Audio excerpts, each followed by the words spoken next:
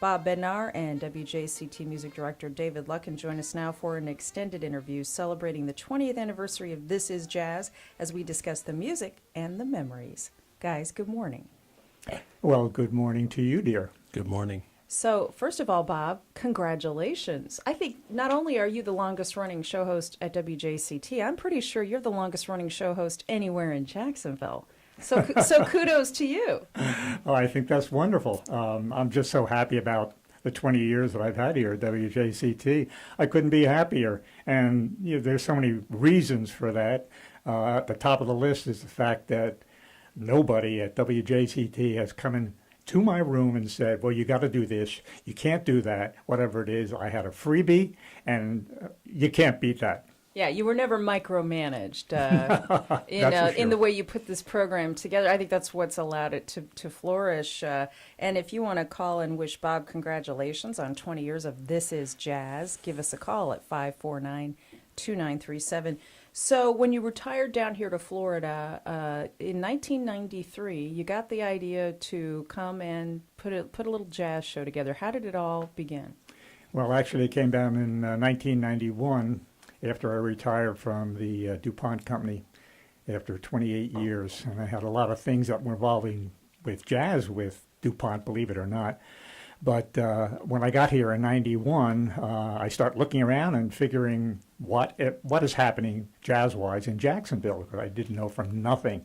And there was a very small station on the north side of town, which was indicating that there could be an interest in having a little bit of a jazz show. So I went, interviewed, and they picked me up for about 6 months before the station fell on its on its butt, which was incredible. But 3 months later, there was an opportunity with WJCT. I came in, I interviewed, gave them my background, and they said, well, we'll give you a shot. And that was in September of 1993. And here we are, 20 years later. Here we are. A fabulous article on you in Sunday's Florida Times-Union marking the anniversary. I was really interested to read that interview.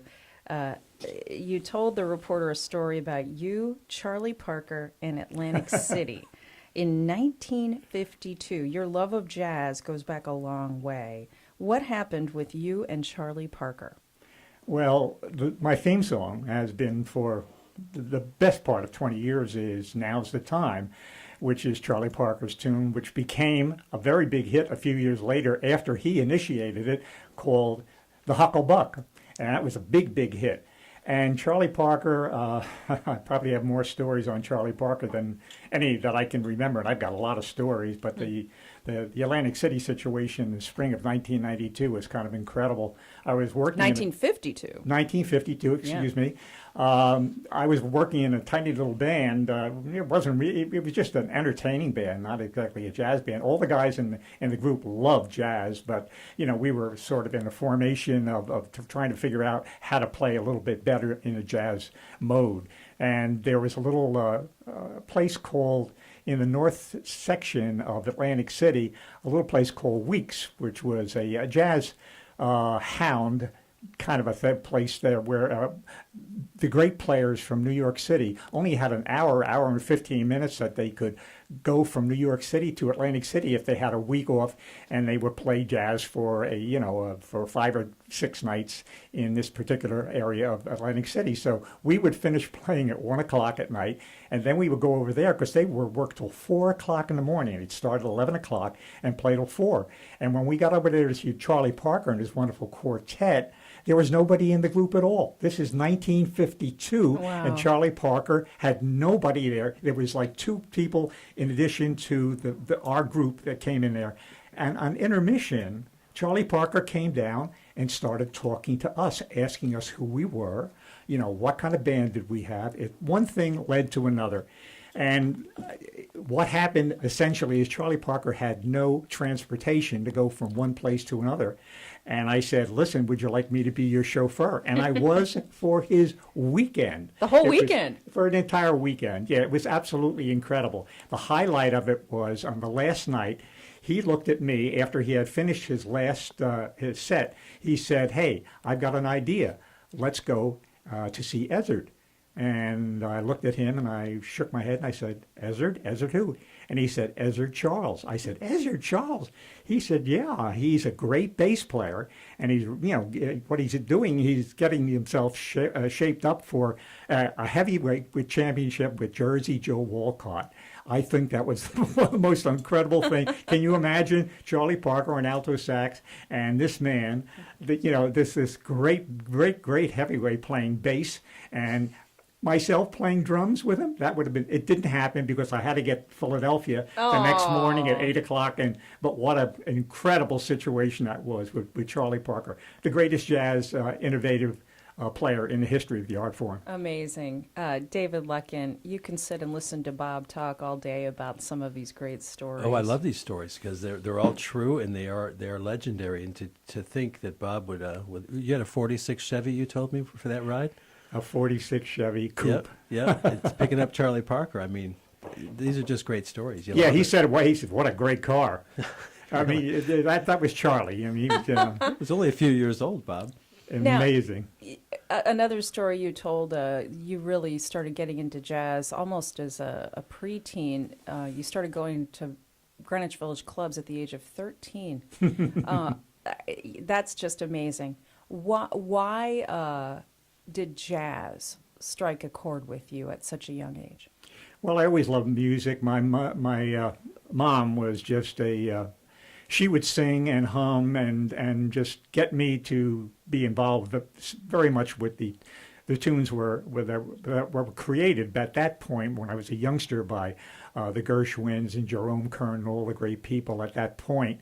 And so I just, as I grew older and older, music was a very important part of my life.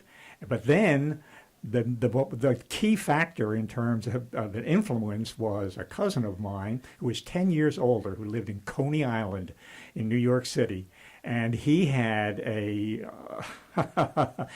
group of about 1,200, 1,500 of recordings of jazz. And when he got out of the service, he was a crew chief on a B-29 in the CBI area. And when I first really met him, as I was like 13 years old, he introduced me to the greatness of jazz. And at that point, it just took away everything emotionally and physically that I could think of. There was nothing more important to me at that point. And then he looked to my mom and he said, "You're going to be 13 on December 27th, 1945. He said, "Would you mind if I take him to hear the Eddie Condon great Dixieland group in Greenwich Village?" And my mother said, "He's only going to be 13 years old. You're going to take him to a jazz place?" But he had a good reputation. He took me there, and I heard the greatness of the Eddie Condon sextet at that point, with so many Pee Wee Russell on clarinet, Wild Bill Davison on trumpet, just one great player after another. I was stoned with the magnificence, the excitement of their music, and that you were high on the music. I was totally high, and the only thing that was next to that in the group, that they had a cigarette girl with net stockings. I like that from this show. Chris emails the show. "I just want to say my family and I listen to This Is Jazz every weekend. Congratulations to Bob on 20 years, and thank you very much for bringing us the sound of surprise." How about that? That's it. And it is the sound of surprise. It's the innovation of jazz that so many fans of the music love. You can every week hear incredible music on Bob's show. We're going to let our listeners be treated now to some of the musicians and performers and legends that he plays. Here's a little bit of John Coltrane, Giant Steps. You love John Coltrane. Oh, do I love John Coltrane? John Coltrane is a Philadelphia guy, and Did you ever meet him? no, I never had the opportunity to meet him, but there was a situation back in, the early 1960s, when I was working for DuPont, and I would have to stay over a night or two sometimes because of early meetings the next morning. I would go down to the village and look whatever was happening jazz-wise, and I remember going to the Village Vanguard, which is one of the outstanding jazz places in the history of the world for jazz, and I can remember getting to the entrance and coming up the steps for the Billy Vanguard was John Coltrane, and he had his wife with him, Naima, and they were looking very, very serious. And I just looked at him and smiled. He looked at me and gave me a half a smile and walked away. I thought my day was made because John Coltrane, at that point, he was an absolutely incredible, one of the four greatest innovators and majors in jazz. I think, of course, we're talking about Louis Armstrong, Duke Ellington, John Coltrane, and the great Charlie Parker. So that was fantastic. But Coltrane is, dying at in his early 40s, absolutely incredible. Yeah. Amazing guy. Now, David, you oversee a lot of music programs that are, you can listen to our After Hours block every night here at 89.9. A fabulous lineup, all types of music. Bob's show, we have a lot of great hosts, and nothing to take away from the wonderful work they do. But I think what's special about Bob's show is he has a breadth of knowledge and some memories that make it really special for the listener. It's pretty much unmatched, and that's the beauty of the program. If you just listen to the music and listen to what Bob says on the intros and the outros, you can learn so much about the art form. And that's why we love the program, and we don't ever want it to go away, Bob. You got another 20 years to do, okay? Looking forward. This is jazz. I love it, and I'll tell you what, I love it Sunday nights because by the time I'm starting to slow down and get ready for the new work week, it's on Friday nights at 8 and Sunday nights at 9. And Friday nights at midnight and Saturdays at 2 a.m. I mean, we play it as much as we can because it is that good. And you've got some special shows this month to mark the anniversary, don't you? Well, absolutely. And they're the four outstanding, iconic figures that I just mentioned. We already had the Duke Ellington 2-hour situation last week, and coming up this week is a tribute to the fabulous Satchmo Louis Armstrong, 33 tracks recordings of his wonderful, wonderful magnificence as a trumpet player and as a vocalist going back from 1928 to 1961. And some of the tracks involve people like Ella Fitzgerald, Billie Holiday, Duke Ellington, Oscar Peterson. If you if you want to hear what jazz is all about from the beginning to sort of like the mid-time, you want to hear the show this weekend because Louis Armstrong, very, very special. Then the other two for the rest of the month, where we're a tribute situation to the four greats, of course, will be John Coltrane, 2 hours, Charlie Parker, 2 hours. And that is my tribute to these incredible players. It's a wonderful occasion here at 89.9. It's exciting to celebrate. In radio, longevity is rare, so I'm excited to be associated with a program like this that's endured and that is so special, such a cultural treasure for our listeners.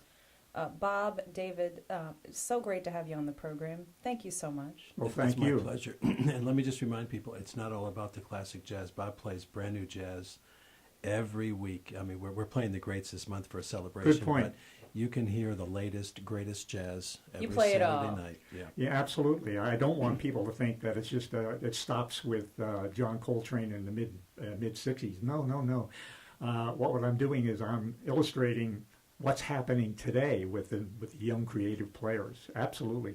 And again, This Is Jazz every week on 89.9 FM as we celebrate 20 years of this landmark program. Host Bob Bednar, music director David Luckin.